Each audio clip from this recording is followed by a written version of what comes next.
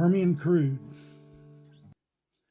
It was in that barren, flat land out south of Midland, and the memory sticks to me like warm molasses. We were tripping pipe from 1.5 miles down in the Wolf Camp Shale. It was a hot night in the middle of June when we smelled the sour gas mixed with acid breath coming up from that dark hole. We knew it wouldn't be long until the investors were paid off with that sweet Permian crude. But what came out of that hole in the ground was blacker than what we wanted, blacker than we would ever forget. I think it was the night we drilled into something so old that it must have been buried in those days when the earth was ruled not by man, but by forces unseen, whether they be the hand of God or the rock-folding aftershocks, while the cosmos began its first dark dance. When we looked up and saw the derrick shaking all the way to the crown and heard the rumble from down below this barren ground, the driller only hoped the mud was heavy enough and the BOP didn't fail. What none of us knew was that nothing would be able to stop what was coming up from the bottom of that hole. We all just stared while the behemoth rose up and spread out across the derrick floor, filling our nostrils with the smell of the restless grave. It wasn't oil, it wasn't mud, it was not a thing that could even be seen, pointed at, or to be called a thing. When I say it was black, I mean that's what it did to a man. It filled you with a darkness that could only be imagined in pondering your view from inside your grave. The new hand just fell down and cried. The dread-shrouded demon spent a full minute chilling us to the bone in that desert heat, then gathered his cloak of damnation and vanished into shattered moonlight. The old driller was shaking, and I knew I either had to man up or just lose my shit right there in front of everybody. So I wrapped my hand around the chain on the tongs and said, "Let's go, boys. If we're going to finish by morning light." The new hand and his brother quit on the spot, leaving just me and the driller. Neither of us ever spoke of it again. A year later, he got killed in a wreck between Alpine and Marfa. 10 years passed, and I felt the weight of that blackness in multitudes of silent dreams. Over time, the smell of coffee brewing was displaced in my mornings with the smell of my own impending death, which, if your nostrils and brain have never smelled, is a thing almost impossible to describe. It can only be produced by a mixture of the chemicals used in making methamphetamine. Your own perspiration, both fresh as well as dried from 2 weeks ago, a paranoid dread that crawls just beneath your fear and along your skin, where it mingles with tears that flow from your mind because of shame that crushes you with its weight. Then, when that same mind loses its grip on the last shred of hope, then is when you smell the smell of death.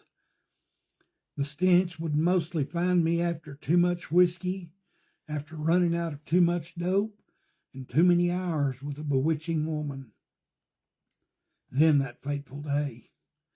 It's a hazy memory, almost a dream, but still real. It's the day I'm sure I met Lucifer walking down a dry and gritty Odessa street, headed over to the halftime bar. Made my blood run cold when he said, "I just want to thank you, son, for letting me out of that hole." My crystal redemption from the little gram vial was already kicking in when he growled, "Now we're going to fly. I got wings for your feet. Tonight, I'm going to have your soul." For the rest of the night, the devil took me on a whiskey run, finally over to where Miranda spent her days and most of her nights, in a dingy gray room under a flashing vacancy sign. Sliding out of the tangled sheets at 10 a.m., I got another whiff of that smell of death. It got a lot stronger when Miranda's man took down the door and grabbed me by the throat with hands the size like I'd never seen. And he beat me down till I was swallowing blood, and he laid me low with the butt of a 45 gun. When I woke up, I swear I saw the black eyes of the thing that came out of the ground that night in '83, and he hissed the words, "I told you I was going to have your soul, and it's a hot, dry wind going to blow across your lonely grave." When I woke up, the cops were dragging that big man into the back of a patrol car. And I was choking on blood, and they were telling me to leave before they took me too. Miranda just cranked up her music. I called a man I used to work with. He took me to my trailer out past the edge of town.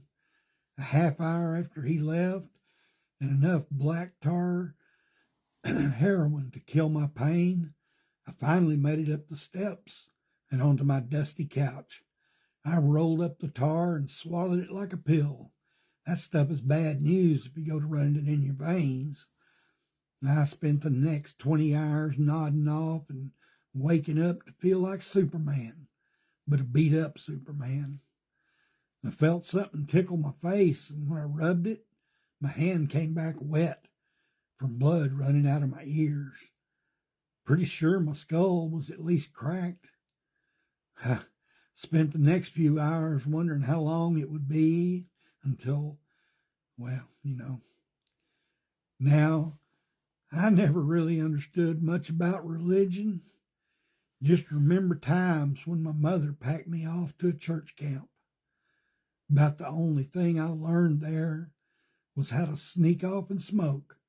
But I sure heard a lot of preaching about how Jesus could save me. Now would be a good time for that.